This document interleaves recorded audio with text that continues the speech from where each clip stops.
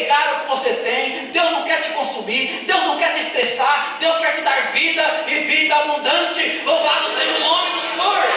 Glória a Deus. Eu vejo a sarça, interessante a sarça, quando Moisés chegou ali naquele lugar, viu que a sarça ardia e não se consumia. Quando ele ouviu a voz, tira a sandália dos teus pés, porque o lugar que pisa santo és.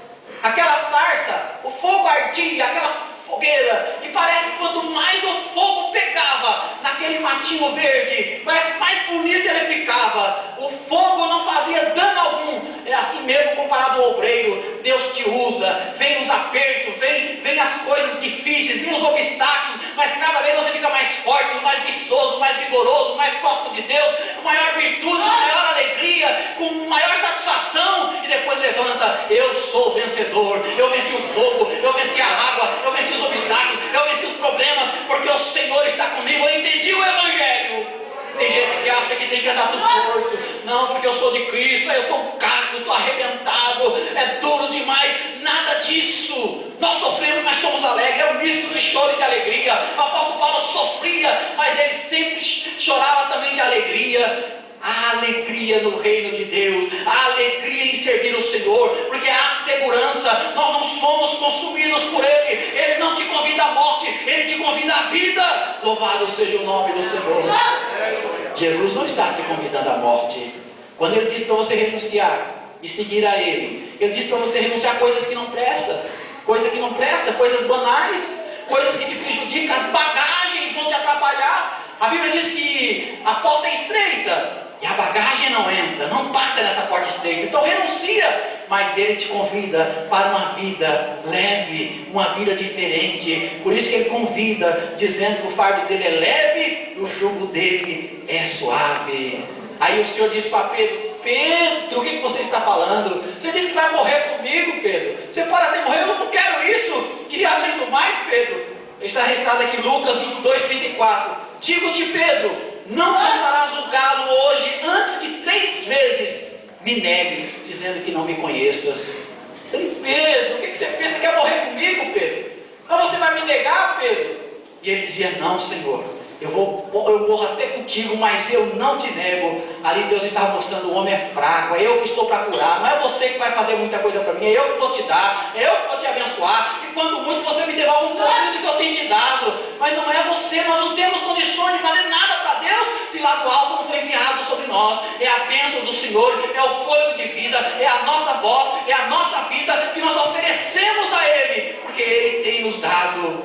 Pedro queria oferecer algo ao Senhor. Ele disse: não, Pedro, você está fraquinho ainda, Pedro. Aí ele disse: quando o diabo pediu para se andar contigo, quando você converter, Pedro, você fala com os teus irmãos, abençoa os teus irmãos, trabalhe com os teus irmãos. Quer dizer que na visão de Cristo, Pedro nem era convertido de verdade. Quando você se converter, porque o diabo, Pedro, quer se andar contigo.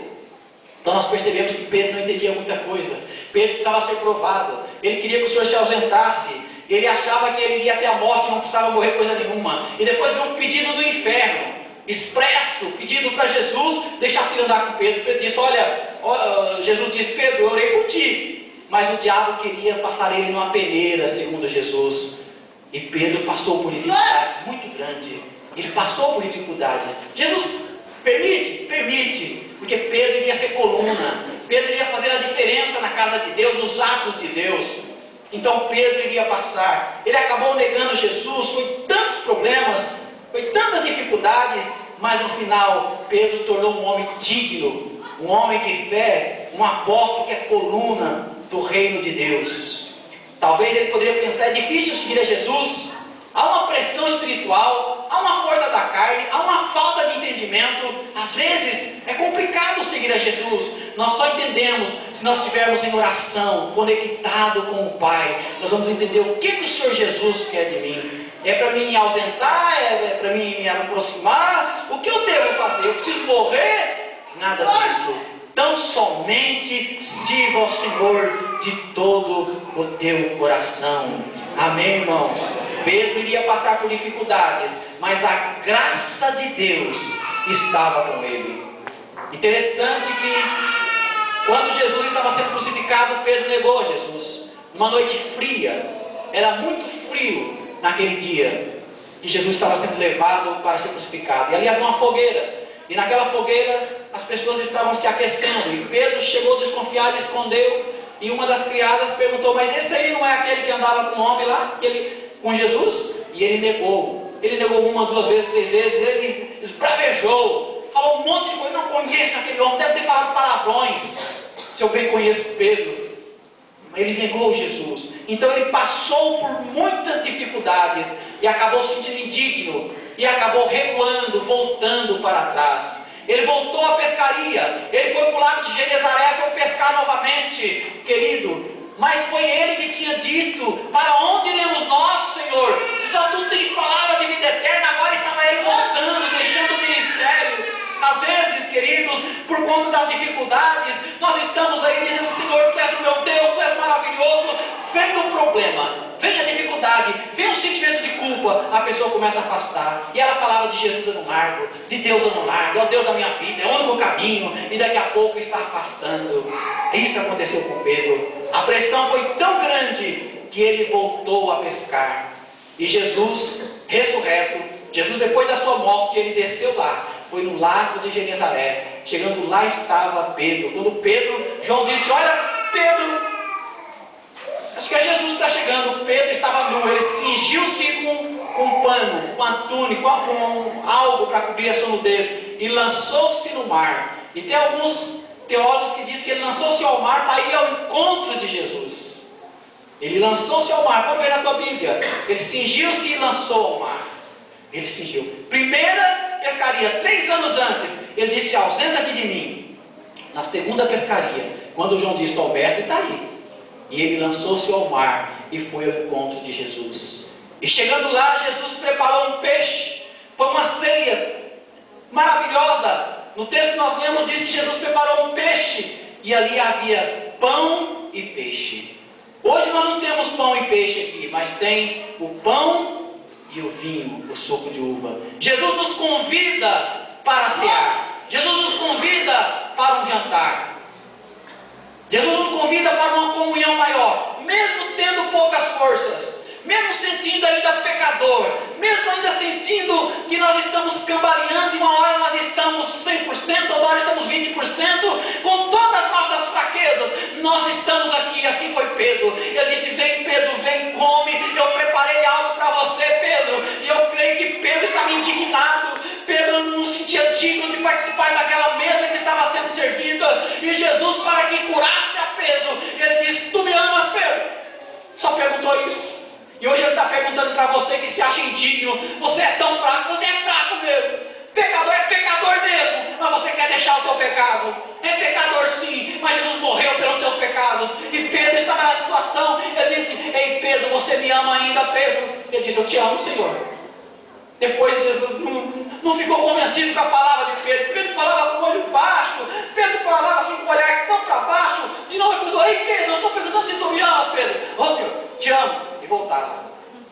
Aí pela terceira vez ele perguntou: Pedro, olha para mim aqui, Pedro, tu me amas? Ele disse: eu te amo. Mas já chorou, abriu o bocão. Pedro chorou, a Bíblia diz que ele chorou, ele abriu a boca a chorar. E ela disse: Pedro, se tu me amas, volta para o teu lugar. Volta para o teu lugarzinho lá, volta a apacentar minhas ovelhas, Pedro. E vamos aqui comer, viciar comigo, Pedro. É assim que ele quer fazer com você hoje. Você que outrora pregava, você que outrora falava em línguas estranhas, você outrora era um crente fervoroso, mas você voltou para os mares da vida, você voltou para o passado, você desejou o passado. O Senhor está te encontrando nesta noite e dizendo: a mesa está aqui, ó. Você ainda me ama, ainda resta um pouquinho de fé no teu coração, ainda resta um amor por mim ainda. Você me ama? Se me ama, volte e apacenta as minhas ovelhas, faça a minha obra, porque a noite vem e é a hora que nós não podemos fazer mais nada. É hoje a noite, hoje é o dia.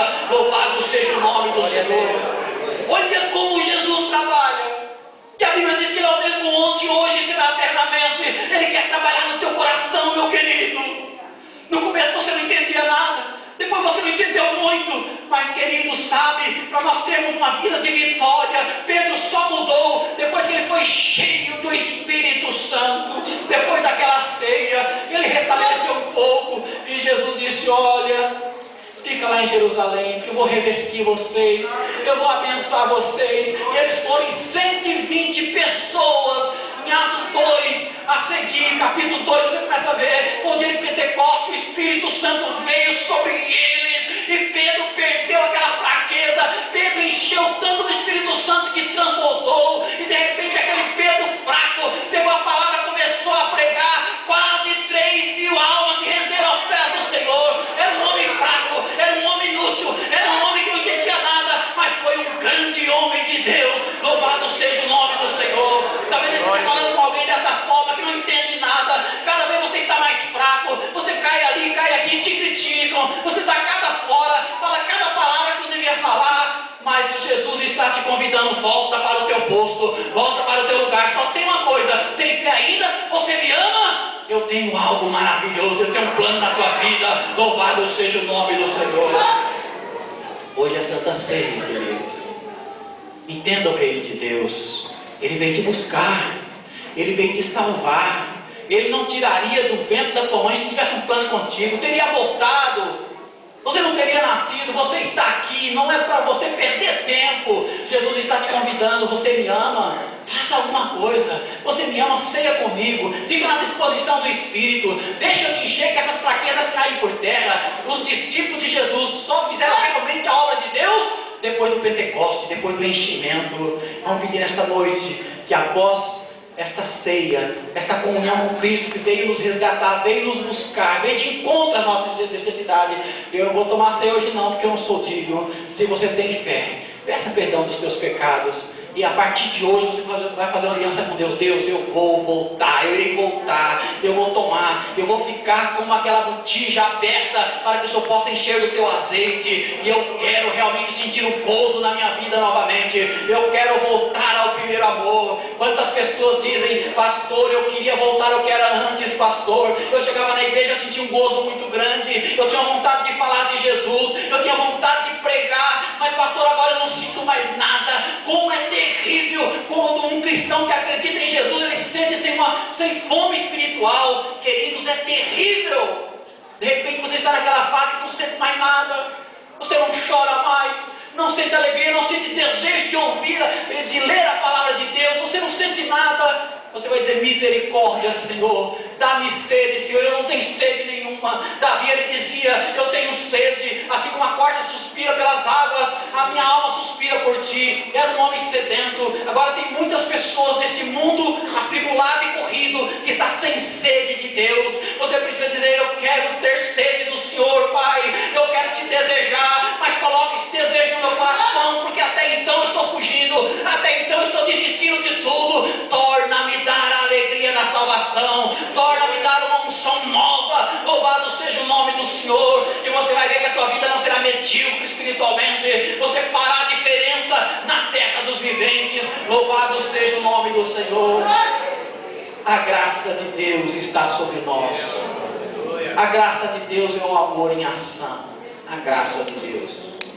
Billy Graham, ele fala um outro exemplo que, apesar que Tiago cita também, quando você vê um homem com fome e você diz para ele: Jesus te ama, vai-te em paz. Tiago fala isso. E Billy Graham, pegando esse texto, ele diz: enquanto fala Jesus te ama, vai-te em paz, não deixa de ser palavra de amor, mas a graça, ela acontece quando alguém, além de falar, pega um prato de comida e dá para esse homem. A graça atingiu esse homem. Você entendeu o que é graça e que é amor? Todo mundo fala de amor, mas ninguém ama, porque amor é atitude, amor é zelo, amor é querer fazer o bem para o próximo. E nós não entendemos. Foi isso que Jesus fez com Pedro, amor. Se fosse ele, outro dizia: ei, não tem outro melhor não? Esse rapaz aí que tem tudo errado, queria que eu fugisse dele, mas eu vim para perdoar o pecado dele, achou que ia morrer por mim, eu não quero que ele morra, eu quero usar ele na obra, fugiu de mim, não querendo mais, desistindo de tudo. Mas Jesus foi atrás. Isso significa graça. Qual foi a graça nisso tudo que aconteceu? Jesus vir e restaurar a Pedro. E a graça de Deus está sobre a tua vida. Ele quer te restaurar. Ele quer te restaurar. Eu não sei como está a tua vida, mas Ele quer te restaurar. Dar vida, saúde física, espiritual, mental. Ele quer te sarar nesta noite. A história de Pedro já foi. Eu sempre falo isso. Deus não precisa restaurar Pedro. Ele já está na glória. Ele quer restaurar você, que é o Pedro da nossa época, que é o missionário e a missionária da nossa época. Pedro não tem mais nada a ver com a história, só foi um exemplo para nós, mas ele quer te tocar nesta noite. Coloque-se de pé em nome de Jesus. Oh, aleluia. A graça de Deus e a falta de entendimento do homem, as fraquezas do homem, e Deus não se decepciona com as fraquezas do homem, não. Ele se decepciona com o homem egoísta, ele se decepciona com o homem que se acha, que se engrandece, ele se decepciona com isso, mas com aquele que está pecando, mas quer levantar, ele se agrada, porque o remédio ele tem remédio para o pecado, e a graça dele cobre todas estas coisas. Fecha os teus olhos, começa a falar com Deus agora. Rei Ancho da Gassuri canta Labacai. Deus tremendo, vencedor invicto, Ele está aqui nesta noite e quer te alcançar. É graça pura. Ele vai te tornar uma pessoa vitoriosa. Você vai se tornar uma pessoa diferente. Em que você se transformou depois que conheceu Jesus? Eu não mudei. Misericórdia. Em que você se tornou? Você está mudando? Está havendo uma mudança na tua vida? Pastor, estou do mesmo jeito. Alguém até me elogiou. Minhas colegas dizem que eu não sou crente igual aos outros, não, porque eu sou igual. Então você precisa se converter nessa noite. Tem que mudar. É uma mudança radical. Transformação de vida. Eu tenho que ir mudando, eu tenho que ir crescendo, eu tenho que ir brilhando. Brilhando, brilhando, brilhando. Até nos tornar como a luz da aurora, ao meio-dia, ou como a estatura de um varão perfeito. Começa a falar com o teu Deus agora. Eu queria que a igreja fechasse o corredor, dê as mãos para o teu irmão. Vamos fazer um clamor muito grande. O Deus que quer te transformar está aqui neste lugar, e Ele está convidando a ceia. Vem cear como esta chama. Vem cear. Começa a falar com Deus. Senhor Deus, a tua igreja está unida. A tua igreja está entendendo o que é graça, o que é o favor imerecido, o que é o teu toque. Deus, agora, Pai, restaura esse pecador, restaura a minha vida, restaura a vida dos teus filhos, meu Pai. Nós possamos nos tornar uma pessoa melhor, uma pessoa diferente, meu Pai. Que nós venhamos converter verdadeiramente. O Senhor não nos chama a morte, o Senhor nos chama a vida. Ó Deus, a vitória de Pedro veio depois do dia do Pentecoste. Deixa Deus te tocar agora, meu querido. Deixa a unção de Deus tocar na tua vida agora. Se Deus te encher, você não andará vacilante. Se Deus te encher, você não vai andar como Éfio, exceto se for embriagado pelo Espírito Santo. Começa a falar com Deus. Ministra sobre o irmão que está do teu lado. A unção do Espírito. Começa a orar para o irmão que está na direita, à esquerda. Começa a orar. Que a glória de Deus desça nesse lugar. Senhor Deus e Pai, em